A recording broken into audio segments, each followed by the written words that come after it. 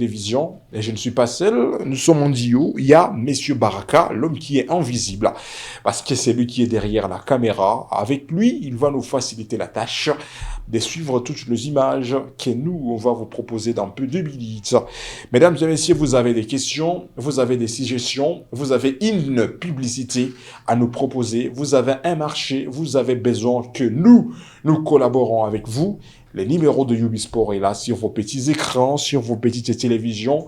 Une fois qu'on pose le numéro, peu importe la question que vous pouvez poser, nous, on va vous répondre. Vous avez une maison que vous avez besoin que nous, on arrive à faire la publicité de votre produit.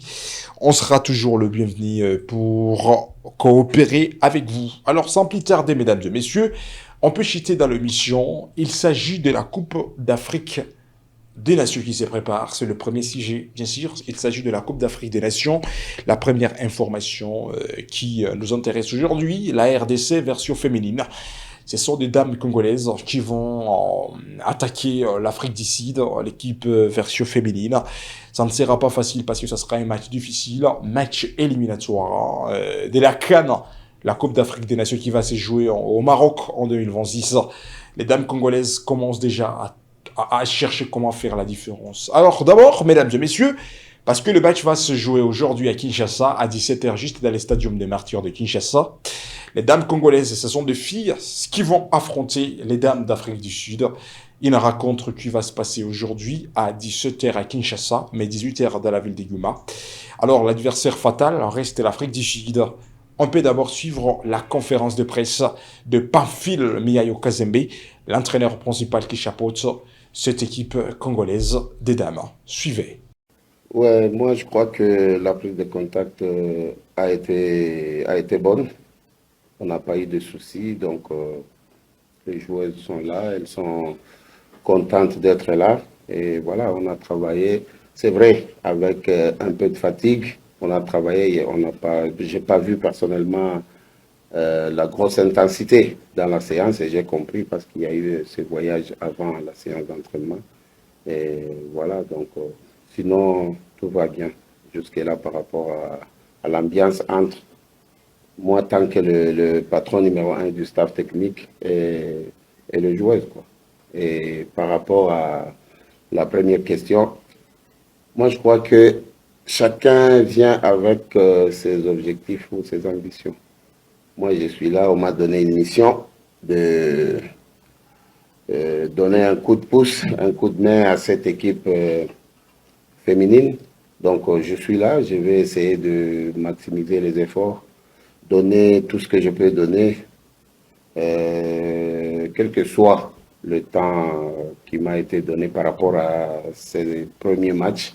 Donc, j'ai pas eu assez de temps. Et aujourd'hui, dans la séance de tout à l'heure, donc, je vais faire une séance vraiment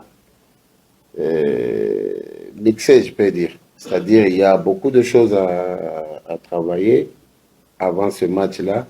Il y a beaucoup d'informations à donner aux joueuses avant ce match-là. Mais je vais essayer de faire une séance veille de match, pas dans les habitudes de chaque jour. Mais là, ça sera une séance de veille de match. Entre-temps, un travail tactique à mettre en place par rapport aux différentes animations de l'équipe adverse, animation offensive ou animation défensive, et aussi essayer de travailler, si on aura le temps, sur le balles arrêtées aussi, offensivement et défensivement. J'ai des images par rapport à l'adversaire et voilà pourquoi la séance de tout à l'heure sera une séance vraiment basée sur la tactique beaucoup plus par rapport à tout ce que j'ai eu à regarder sur le match que cette équipe a joué contre, je crois, le Sénégal et le Nigeria. Donc, j'ai regardé comment est-ce que ça joue. C'est vrai, c'est une très bonne équipe qui joue vite vers l'avant, qui se projette vite vers l'avant.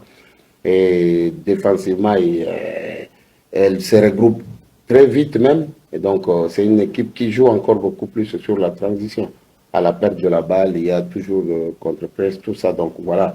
Donc, on a essayé de regarder ces images pour avoir quelques idées. Voilà pourquoi je vous ai parlé des différentes informations qu'on aura données aux joueuses. Et par rapport à l'autre question, c'est sur la durée.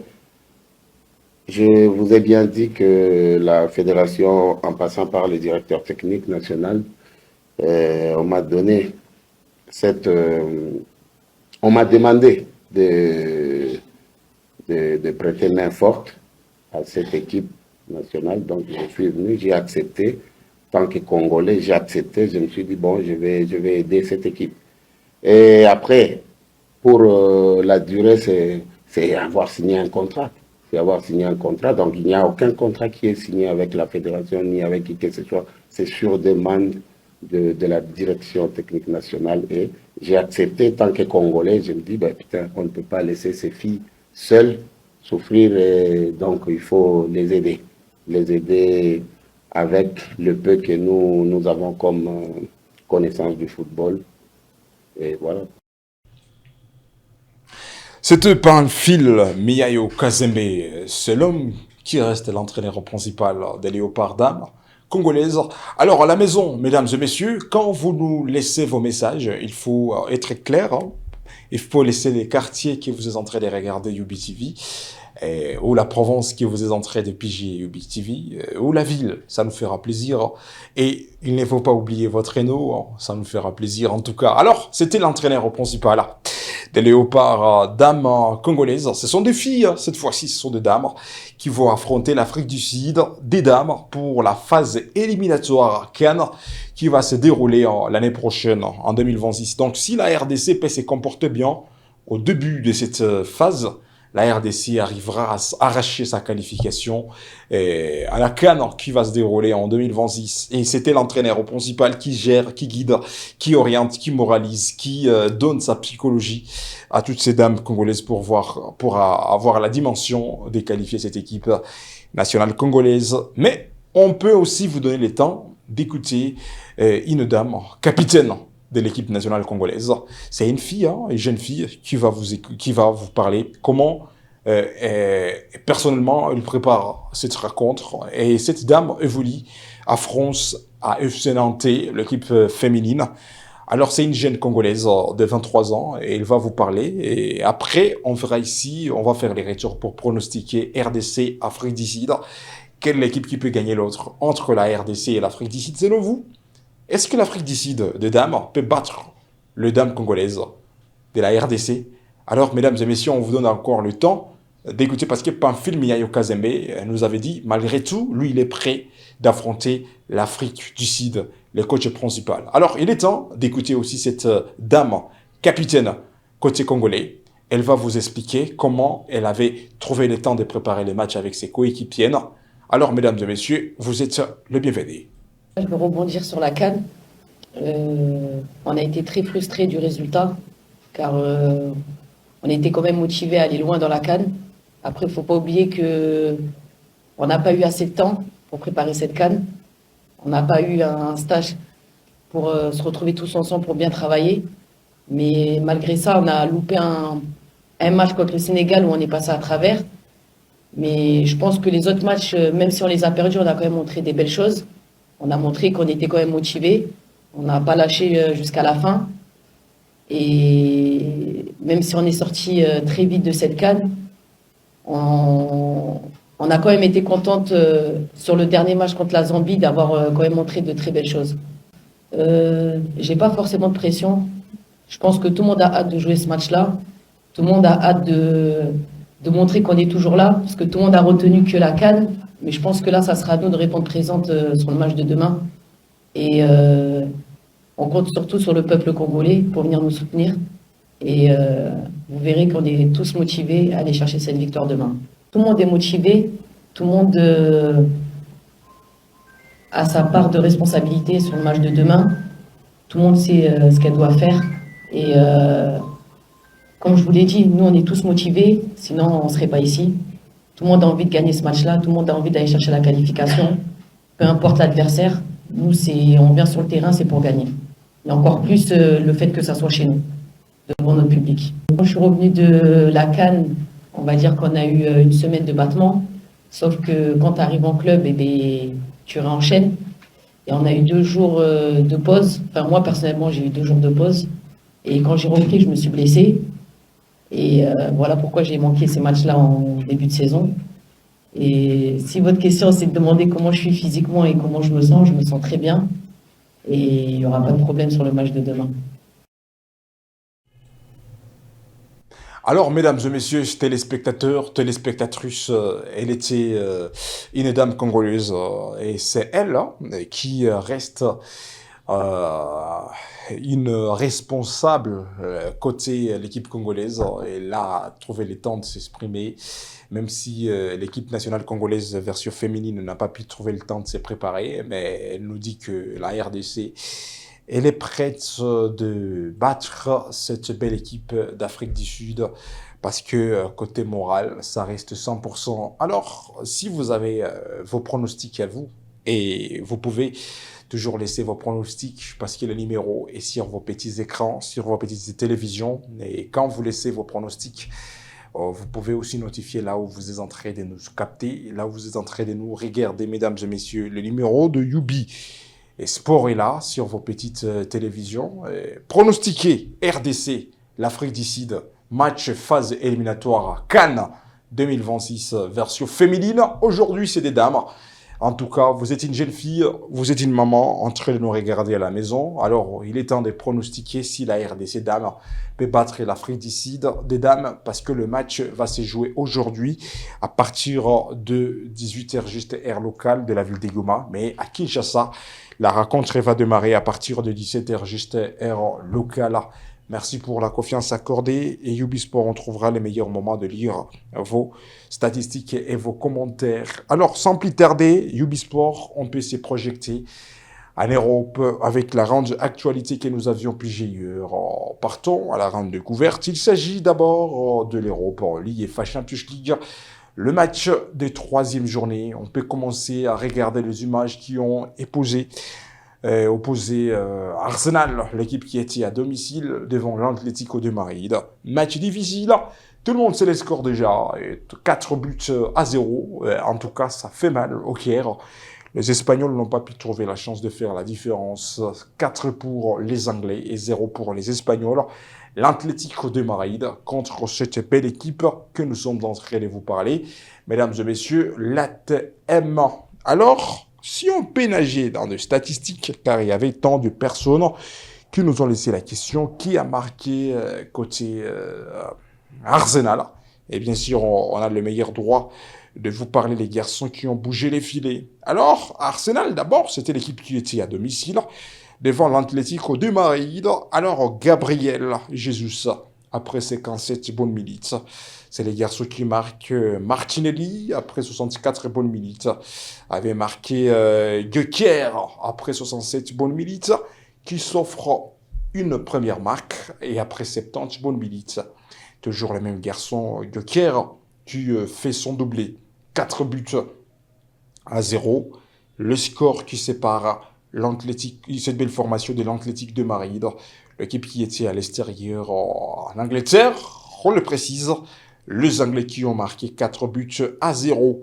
Autre côté, c'était le Barcelone, le FC Barcelone, c'était l'équipe qui avait livré le match à domicile.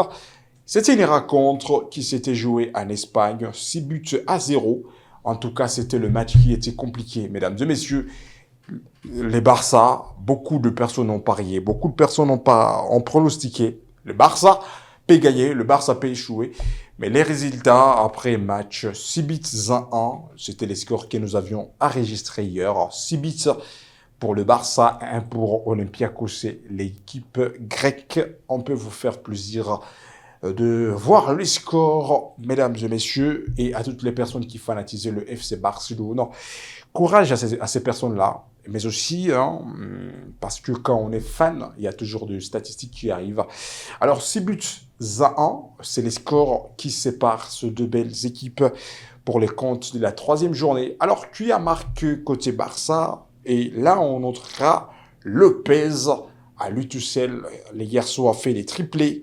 Lamine Yamal qui marque en penalty après 68 bonnes minutes. Et Marcus Rashford qui s'offre en doublé exceptionnel. Il marque après 74 bonnes minutes et 79 bonnes minutes. Mais on notera que Olympiakos, c'est l'équipe qui a écopé en carton rouge. 6 buts à 1, le score qui sépare cette équipe.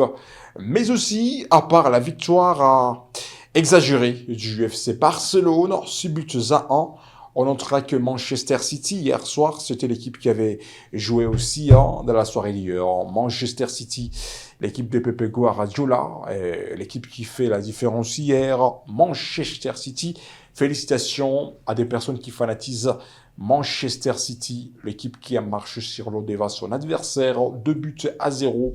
Erling Haaland, il était encore les sauveurs de cette équipe. Alors, mesdames et messieurs, City, Manchester, l'équipe qui gagne Villarreal. Et pourtant, Villarreal était à domicile. 2 pour Manchester City. Erling Haaland qui marque après 17 bonnes minutes. Silva, après 40 bonnes minutes. Les garçons ont bougé le filet. Et cette belle formation espagnole n'a pas pu faire la différence. Mais aussi, on peut terminer avec les scores de Paris Saint-Germain contre Bayer Leverkusen. Paris Saint-Germain qui explose son adversaire sur les scores de 7 buts à D. Et pourtant, c'était Bayer Leverkusen, l'équipe qui écope les cartons rouges. Et Paris Saint-Germain avait écopé les cartons rouges. Pacho qui marque après 7 bonnes minutes. Désiré Doué qui s'offre en doublé exceptionnel. Le numéro 7, Cravacelia, le technicien qui marque après 44 bonnes minutes. Nuno Mendes, le défenseur portugais qui marque après 50 bonnes minutes. Dembélé, le ballon d'or qui marque après 66 bonnes minutes. Et Vitinha, le technicien portugais qui marque après 90 bonnes minutes. D'autres matchs, 4 pour Borussia Dortmund et 2 pour Copenhague. 3 buts à 0. Newcastle United qui était à domicile. 3 et 0 pour Benfica Lisbonne. 4 pour Inter de Milan et 0 pour Saint-Gilloise. Mais aussi, on peut terminer avec Borussia Dortmund qui qui gagne le match devant cette belle formation de Copenhague. 4 pour Borussia Dortmund et 2 pour cette belle formation de Copenhague. Alors, aujourd'hui, il y aura d'autres matchs à suivre. Par exemple, l'Athletic Bilbao, aujourd'hui à 18h45, sera l'équipe qui va affronter son équipe Karabag. Match difficile qui promet d'y régaler. Mais la soirée d'aujourd'hui, ça reste historique. Le Real de Madrid sera l'équipe qui va affronter cette belle formation de la Juventus des Turin. Et je ne sais pas quel est votre pronostic. Est-ce que le Real va battre la Juventus des Turin? Ça nous rappelle à cette finale qui s'était jouée en 2017 en Cardiff, quand la Juventus des Turin, l'équipe qui avait affronté les Real de Madrid, sera le match à suivre aujourd'hui à partir de 21h juste, heure locale. D'autres matchs, Bayern Munich contre Club Bridge. Bien sûr, ça sera un match difficile. On peut vous donner la fiche et Ubisport, on sera ici pour lire quelques messages des non téléspectateurs, vous êtes les bienvenus. Vous pouvez lancer vos messages parce que dans quelques poussières de minutes, on va vous lire le numéro de Ubisport et sur vos petites télévisions, sur vos écrans. Là, vous pouvez laisser vos pronostics et Ubisport, on sera là en train de vous lire, pronostiquer en faveur de toutes les équipes que vous êtes en train de regarder à la télévision. Ça nous fera plaisir. Il ne faut pas nous appeler parce qu'on ne peut pas vous décrocher. Le Léopard féminin va battre l'Afrique du Sud sur les scores de 3 buts à 2. Bonner depuis Ndocho. Merci à vous, Bonner, depuis quartier Ndocho. Est-ce que Messi garde toujours sa responsabilité d'être joueur qualifié au mondial? Alors, quand on parle de mondial, on voit l'Albi Céleste, l'Argentine de Lionel Messi. Jusque-là, l'équipe continue la course vers la qualification de la Coupe du Monde qui va se jouer en 2026. Alors, mesdames et messieurs, rendez-vous aujourd'hui soir avec le match que vous êtes en train de regarder à la télévision. L'affiche est là. Le Real sera à domicile. Kylian Mbappé sera de la partie. Messieurs Ardan Güler, Vinicius Junior, de garçons comme Alaba, tous ces garçons seront de la partie, mesdames et messieurs, pour affronter la Juventus des Turin. Match qui va se passer chez vous à la maison à partir de 21h juste à la radio et à la télé. On va vous accompagner comme d'habitude. Alors, mesdames et messieurs, c'est par ici que nous sommes en train de terminer l'émission sportive d'aujourd'hui, réalisée par Monsieur Baraka. Avec lui, nous sommes en train de lui dire merci pour sa compétence. Rendez-vous demain, jeudi à 11h. Juste, on sera là pour décrypter le résumé de la soirée de l'IEFA Champions League. Et devant vos écrans, c'était la voix sportive et la promo du Nord Kivu, messieurs des hausses, Racias le plus rapide. À bientôt, on sera ensemble.